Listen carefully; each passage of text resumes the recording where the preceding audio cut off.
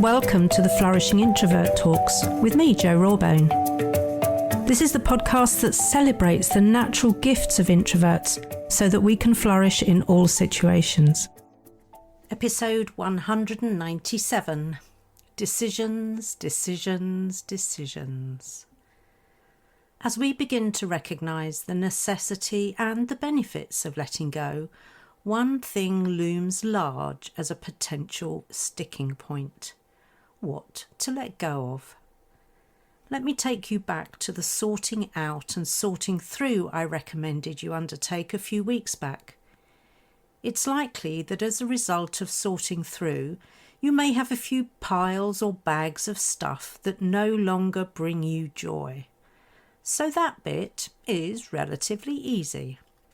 What is harder to decide to let go of are the intangibles, the unseens, the limiting beliefs and other niggles that you probably don't let anyone know about.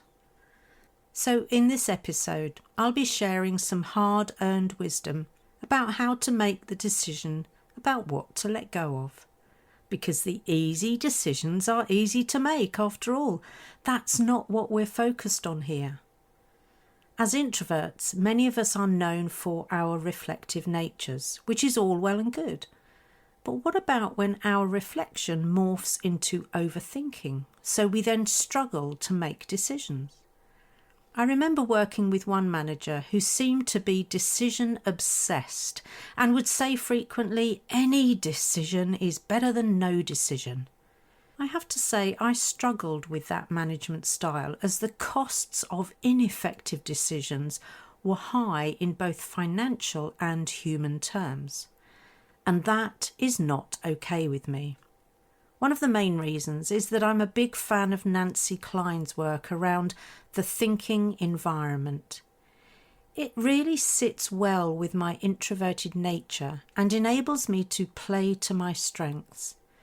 Whereas just making any decision seems to negate real thinking. Here are 5 key ideas from Nancy Kline's work that I feel can be related to our decision making. Because they can relate to team or group decision making, I've added my own insights into how they apply to individual decision making. And just as a reminder, you don't always need to make these decisions about what to let go of on your own. But do be mindful of the other person's agenda. So the first of the 5 is listening. Kline emphasises the importance of deep, attentive, even empathic listening in order to create a thinking environment. As I say on many of my courses, most of us are taught how to read and how to write, but it's only later in life that many of us learn how to really listen. In the context of group decision-making, this can mean actively listening to all stakeholders, considering their perspectives, and giving them space to express their thoughts and ideas. When it comes to personal decision-making, it means listening to your heart, your intuition, your gut. So using your emotional intelligence and also tuning into your higher guidance. In other words, listening with your whole being. The second of the 5 is asking generative questions. Kline advocates for asking open-ended and generative questions, the primary goal of which is not to obtain specific factual information, but rather to foster a deeper understanding, encourage critical thinking, and promote creativity.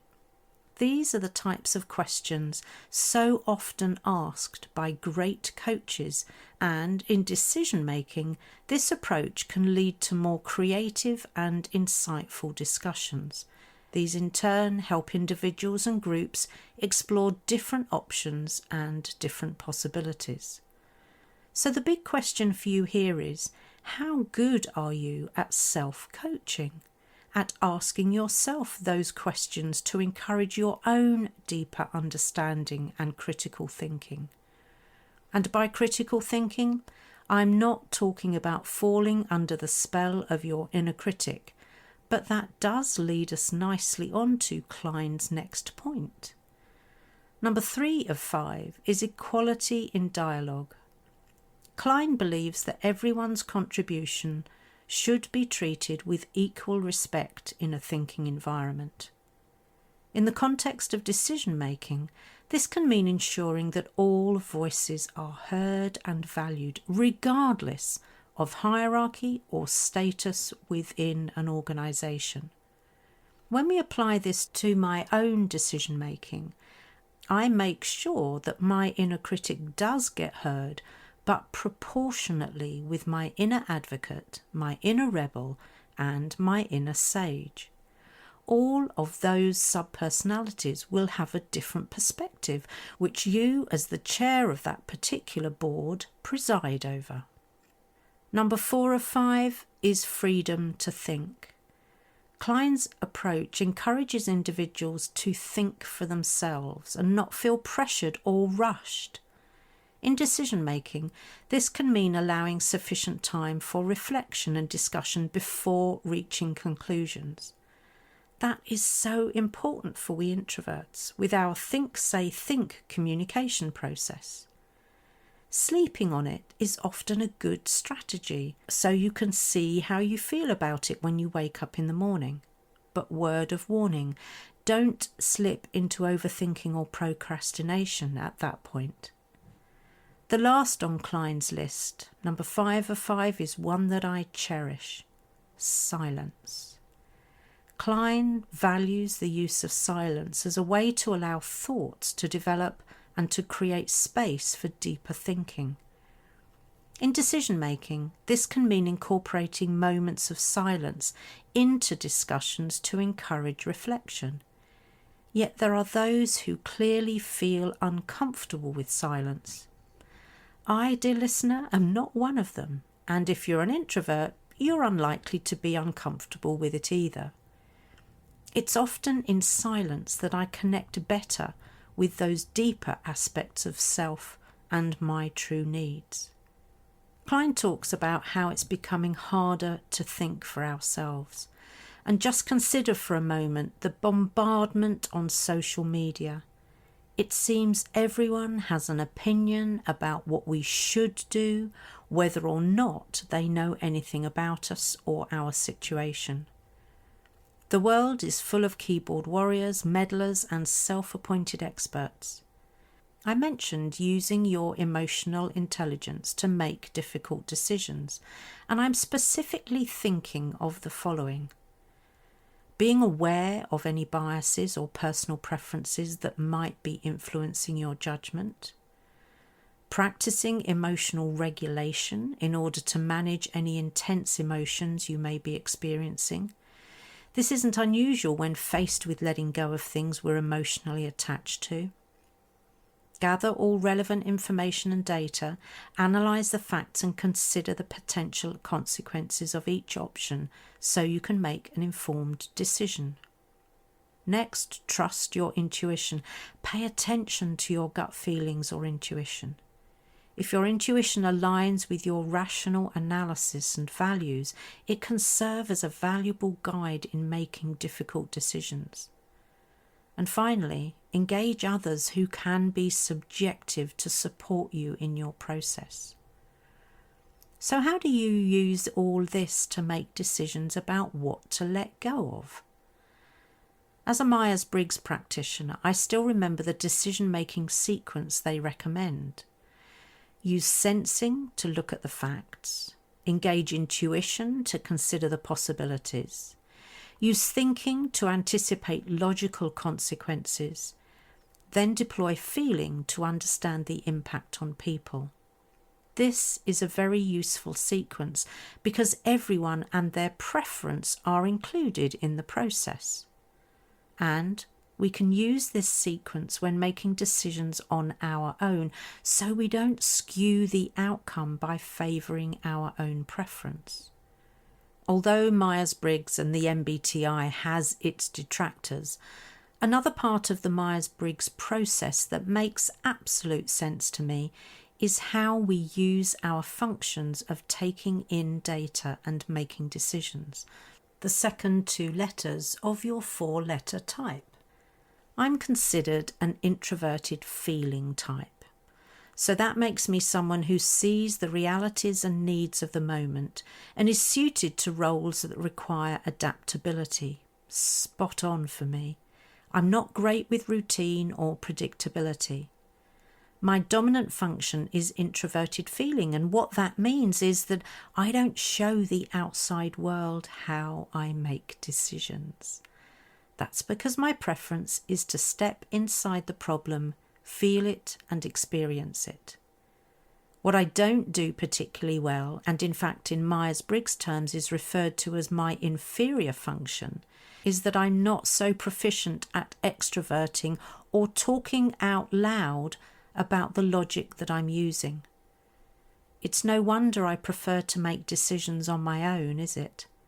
But developing my inferior function is part of my growth. So when working as part of a team, I work hard at sharing my process, and I'm getting much better at that. Probably the main process to be mindful of when decision making or problem solving come to that is to first engage in divergent thinking that takes us into the creative space before using convergent processes to bring us to the final decision or solution. As overthinkers, it can be this latter part of the process that eludes us sometimes. If it helps, put a deadline to it and hold yourself accountable. There are so many techniques that you can use to help, like pros and cons analysis, decision trees, and of course the old Marie Kondo, does it bring me joy? My thoughts are, don't overcomplicate this though. So what kind of decision maker are you? Are you keen to get to the decision, any decision being better than nothing? Or do you leave yourself open to the myriad of possibilities and get caught up in it all? As is my wont, I picked up a book from the shelf, and it happened to be Melody Beattie's book, Journey to the Heart. I let it fall open at a page, and this is what it read. The light will illuminate your path. When in doubt, go towards the light. When you see a fork in the road, choose the way that feels lightest. The light will take you to the next place. The light will lead you home. Whilst there is so much more I could say about deciding what to let go of, maybe Melody's passage is the perfect place to end. Make the decision that helps you feel the lightest. After all, you'll be putting down something you've been carrying unnecessarily. Time to let that burden go. If you enjoyed this episode as much as I did, then please subscribe, rate us and leave a comment, because we know that helps other people find the podcast. And if other people find us, other introverts can flourish.